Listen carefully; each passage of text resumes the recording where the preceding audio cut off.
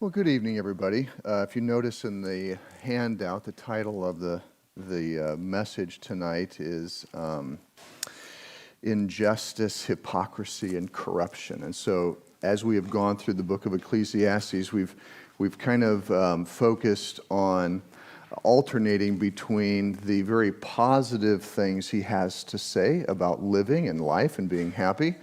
And then we alternate that with some of the more negative and depressing things that he has to say about life, such as, what is the point? Life is completely meaningless. And so tonight's area, injustice, hypocrisy, and corruption. So how do we think about and live the happy life, because that's what Solomon's intention in the book of Ecclesiastes is, how to approach life to find happiness.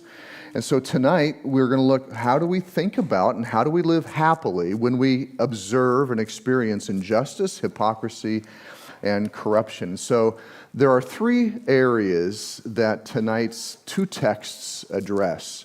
The first area is law enforcement and the courts. The second one is churches or temples or any religious institution. And then the last one is governments. And so the text says, when you see wickedness in places of justice, and so that's your law enforcement, that's your courts. And when you see wickedness in places of righteousness, that's your temple, that's your church. And then the second passage says, when you see the oppression of the poor and the violation of justice in the land, know that there is a vast bureaucracy that creates it. And it's basically referring to cronyism. And so you have this government structure where the leaders and the rulers are all just feeding each other, and it kind of destroys the country. And so those are the three circumstances that the text is addressing. Now, so we've seen, these kinds of circumstances are not new. So just over the last few years, if we think about, okay, where have we seen wickedness in law enforcement and the courts? Okay, so certainly the circumstances around the murder of George Floyd, Derek Chauvin, all the things that were exposed in the Minneapolis Police Department. Okay, we've all observed this.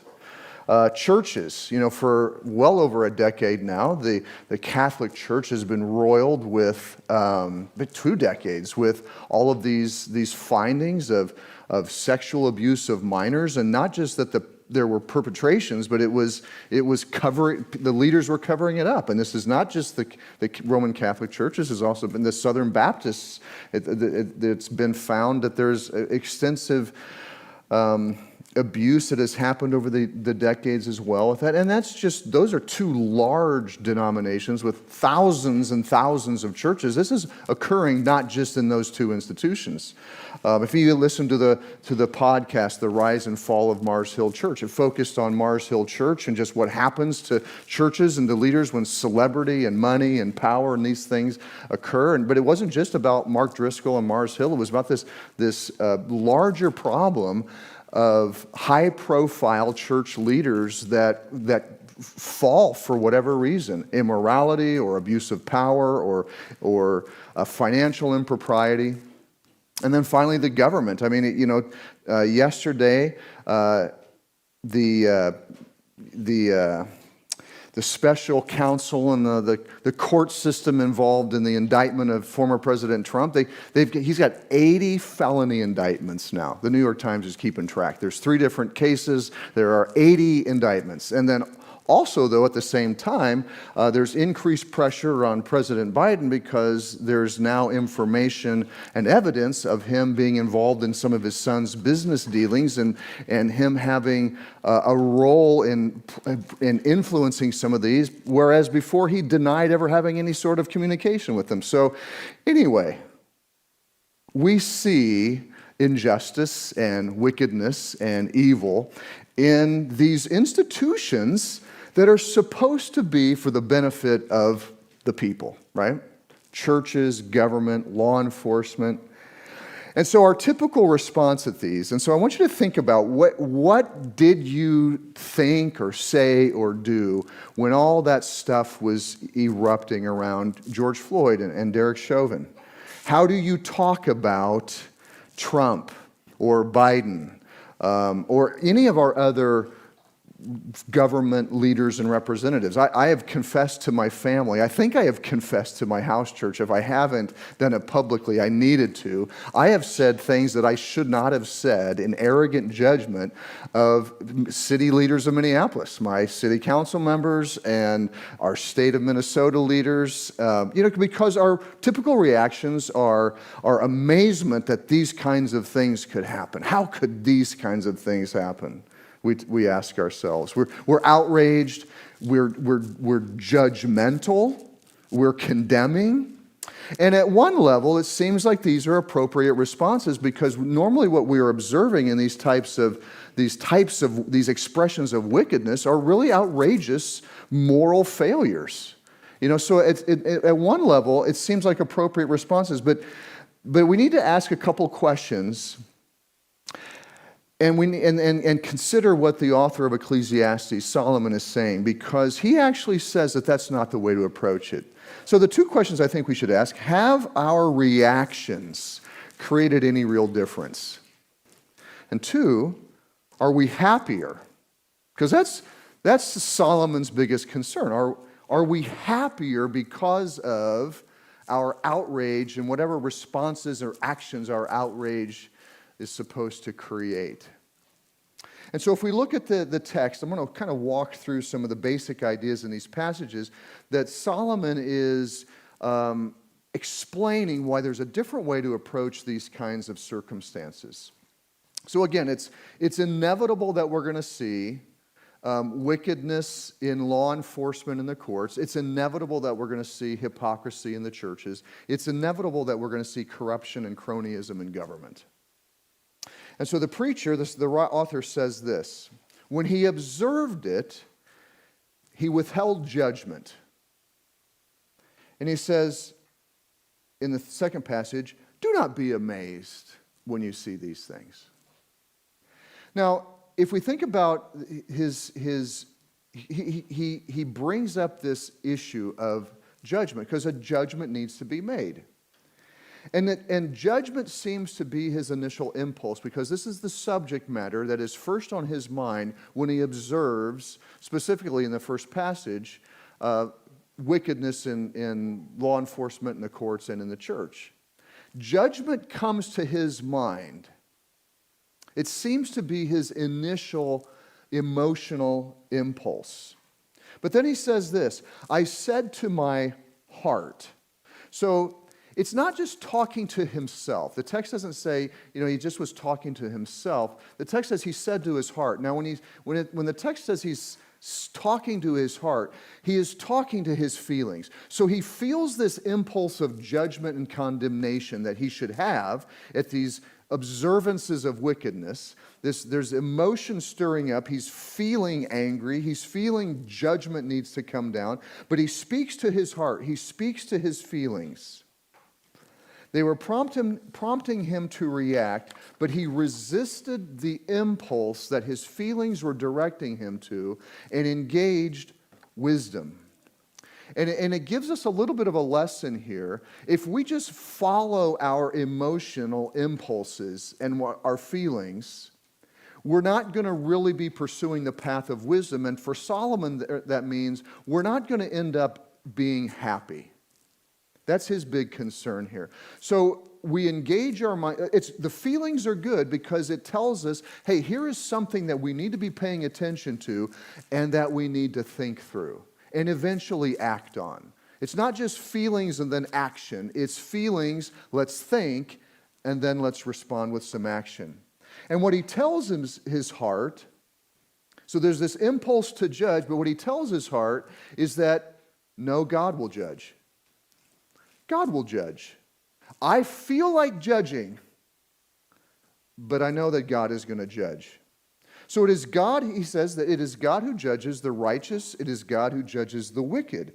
And so he recognizes that it's not for us to ultimately judge and condemn. God alone can do this. So why?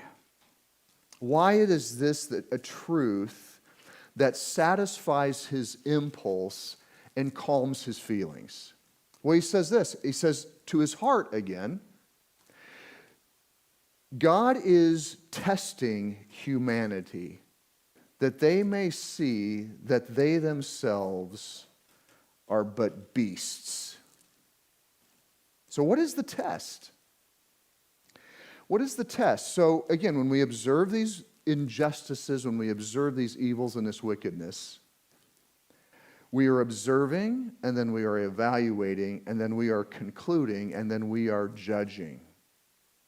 But are we accurate?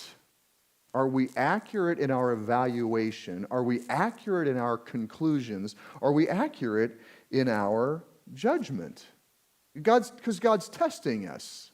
Are we right in this impulse? We are all beasts, he says. That's the conclusion that we need to come to. Because when we initially see these wicked deeds and this injustice, what we typically do, what our feelings are telling us, is that this person or this institution is more wicked than I am, and I have the right and authority to judge and condemn what I'm observing. And what Solomon is saying is that, listen, yeah, you are observing wickedness and evil, but you are not in a position to judge because you are also wicked and evil. If you are in those positions of power and authority in those institutions that are supposed to serve the public, who says you are going to be any different than them? All people are the same. We are but beasts. And so when we see these opportunities to judge and evaluate and condemn all these evils, we need to step back and think and recognize they are just acting like human beings act. I would probably do the same thing. Who am I to judge? Are we able then to accurately judge and condemn? And what Solomon is saying is no. No. And so these two truths are they're curbs to our emotional reactions. God will judge, and we're all beasts. If we have that perspective, what Solomon is saying is that you're going to be much happier.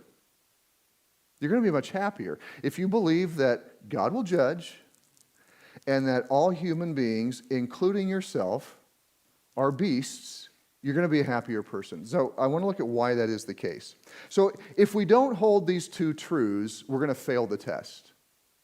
We're going to fail the test because failing the test reveals two things. First of all, it's going to reveal that we are arrogant and self-righteous.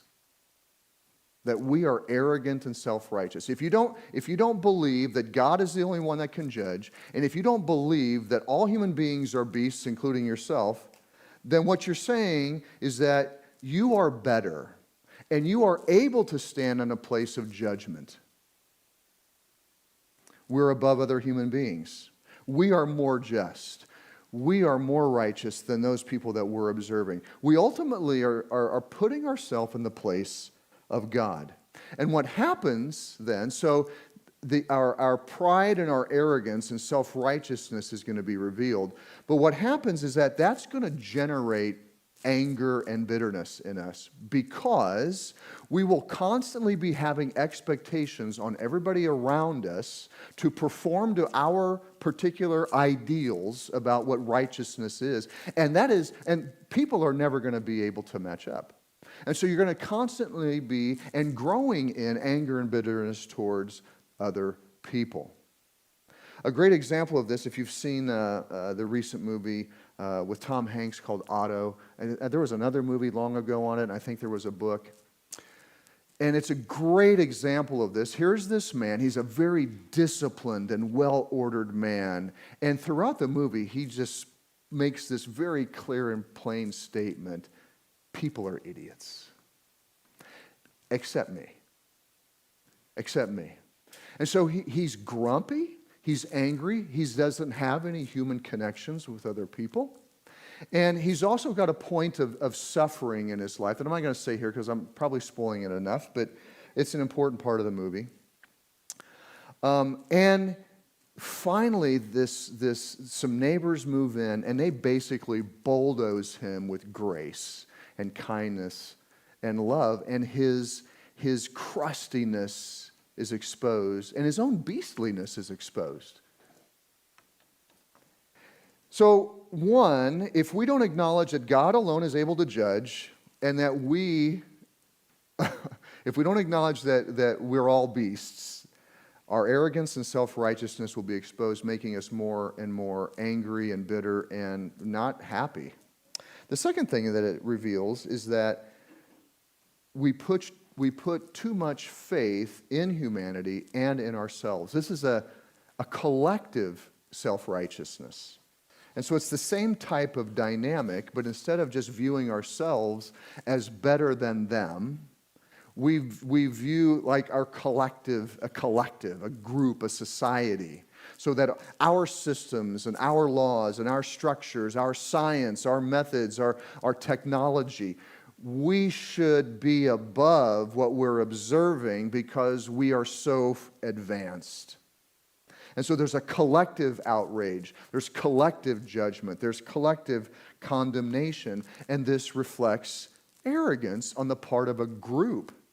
You know, when there's a disaster and the response to the disaster wasn't good enough, like think any of the natural disasters that FEMA has messed up over the last 20 years, okay?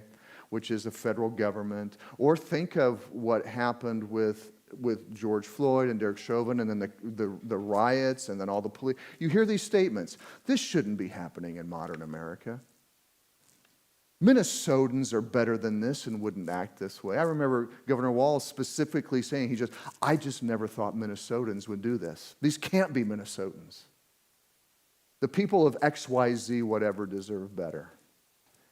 These are telltale statements of arrogance that says there are some of us that are better than others of us. And that's a violation of this ideal that all people are beasts. And so what we are seeing, part of the consequence or the result of this, of our observing of our institutions, what we believe to be increasingly failing, is that there's a declining faith in these institutions. So the Gallup poll has a survey every year, and there's 18 institutions that they are asking, the thousands and thousands and thousands of people, how much faith do you have in this institution? And so it's 18. And every year for a number of years, in every single institution, our faith and trust in these things has declined. Congress is at the bottom of the list at 8%. I think the top of the list, I can't remember. Anyway, you can look it up, just Gallup poll, faith in faith in institutions. And so the question to ask is why is our faith and trust in these institutions declining? Are they any less credible? Are the people more evil now than they used to be? And that's a possibility. We know from Scripture that, in 2 Timothy, Paul tells Timothy that in the last days, things are going to get worse. And so, there could be a declining faith in these institutions because of a declining quality of people that are serving in those institutions. But that still, if that's the case, then it's a declining culture of people, not just the specific people in those institutions. And complex societies eventually do crumble. They last maybe 300 or 400 years. But these things have been problems, for thousands of years. These kinds of dynamics that we persistently observe in every time and place and culture throughout history, these are always problems. I think we have to examine the possibility that the growing decline in trust in these important institutions might be, okay, I haven't done any statistical evaluations, but I think that they might be because people have been more emotionally invested in them and thus would have a greater emotional reaction when they fail because of a declining belief and trust in God. See, faith in God, according to Solomon, it tempers our emotional reaction, which enables us to be more sober-minded about these institutions, which means we're not going to put as much faith in them as we do. So we're not going to be as disappointed, but we're also more able to sober-mindedly work with them because they're good. They're good things. They're good these are important institutions, many of which have been created by God. God ordained governments. They're not perfect, but God created government for the care of people. The church is the bride of Jesus Christ. But our faith can't be in these things. Our faith has to be in God himself. And I think that maybe our reactions are growing stronger because we are no longer trusting God to be at work through these or in the people that are in them. And we can't approach them sober-mindedly. So we just have we're just kind of on the far ends of the continuum. We trust them too much, and when they let us down, we judge them too much. Solomon's conclusion: God will judge. We're all beasts. And then he says at the end of the passage, I have found nothing better than this. This is his solution. There is no better way to approach these kinds of things than to be happy in your work and to go enjoy your food and your drink. Like, really, Solomon? These serious of things? Yeah. Go enjoy your work, enjoy your food and drink. Don't be amazed at what you see. These things have happened in the past, they're happening now, they're going to continue to happen into the future. So these two beliefs enable us. God is going to judge, and we're all beasts. These are actually two beliefs that enable us to live more happily. And these are two important gospel principles. Now, usually we don't think of these as very positive, happy feeling, creating ideas. God is going to judge every human being on the face of the planet, and every human being on the face of the planet is a beast. Oh, how happy that makes me feel. But that's it. So I'm going to talk, in the conclusion of our time here, I'm going to explain why these are actually happy generating ideas. So the first one, humanity's common beastliness. So if we believe that eliminates distinctions between people. It eliminates distinctions. Regardless of what we think we can set people apart with, race, color, class, money, where they live, where they're from, whatever. If we believe in humanity's common beastliness, it eliminates all of those distinctions. It eliminates judgment and self-righteousness. And it generates humility, compassion, generosity, and understanding. Because if you believe that you are just as bad or maybe even worse than the next person, you're going to want people to think of you kindly, and you're going to be kind to others. Because you are seeing that we are all in a pretty bad spot, and compassion and humility and generosity and kindness tends to come out of perspectives where you're not thinking that you're better than somebody else. By comparing and creating distinctions, we generally have two options. We think lesser of ourselves than we should, which generates self-loathing, despair, depression, all these negative mental health issues. So we don't have to think less of ourselves. And we can't think too much of ourselves. That's the other continuum that we tend to go to. I'm better than, which is the pride and arrogance. And you need to continue to do things in your life that sets yourself apart from others. And that just becomes exhausting because eventually we see our failures and our weaknesses. And eventually we know internally, yeah, I'm a beast too. I got to stop working at showing how I am so distinct from other people. So I think that's how this idea that we're all beasts makes us happy. It eliminates self-loathing, it eliminates arrogance and pride, and we see everybody as equal.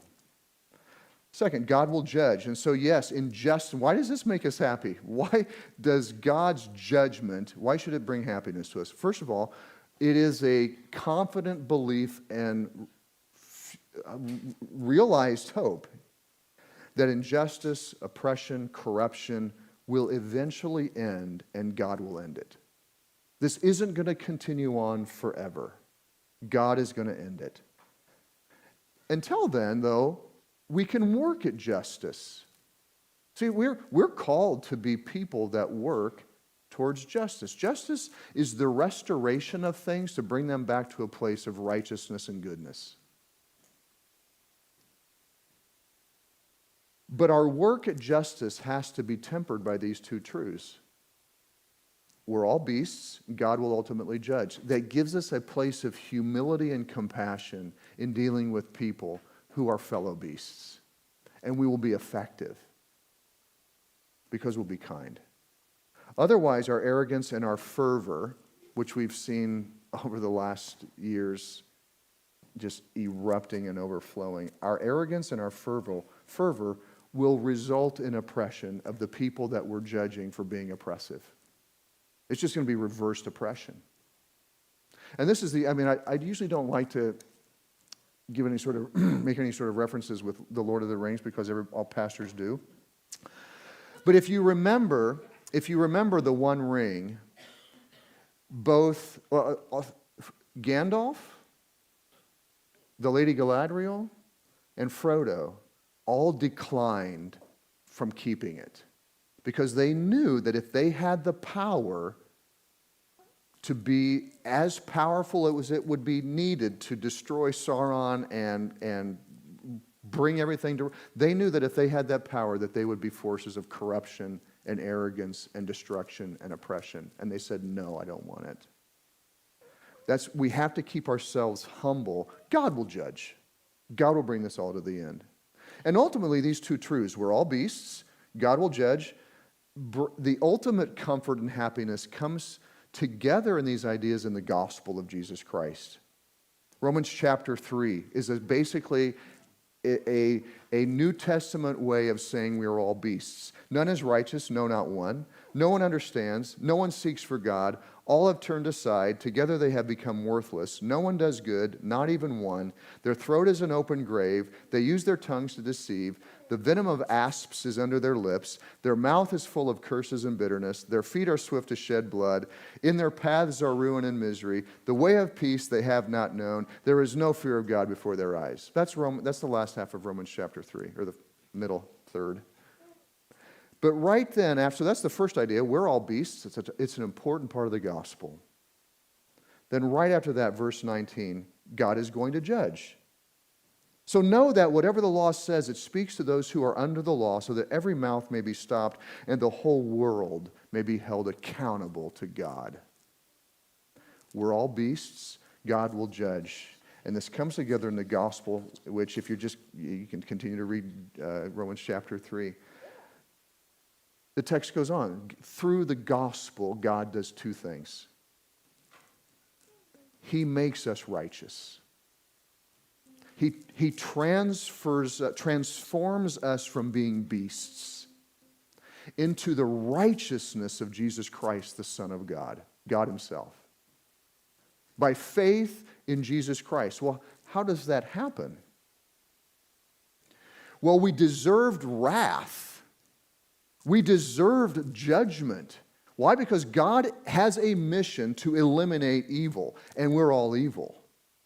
And if God is just, He has to eliminate evil. So God sends his son, Jesus Christ, to die in our place because the ultimate judgment for our evil is death. And so Jesus took death for us. The theologians call this substitutionary atonement. Jesus was the substitute for us. He took our wrath. We took his righteousness. Because that's the gospel. So God makes us righteous. We're no longer beasts. We're saved from his wrath. And so we can look forward. We can look forward to God's judgment because we acknowledge that we are beasts and need the salvation that God offers through Jesus Christ. And given that salvation in Jesus Christ, I have now become righteous. I am now saved from the wrath of God. And I know that God will usher in a new kingdom and a new earth and bring peace and kindness as the dominant force, and love and patience and peace, and evil will be eliminated. So again, these things are happy generating truths and ideas. Let me pray.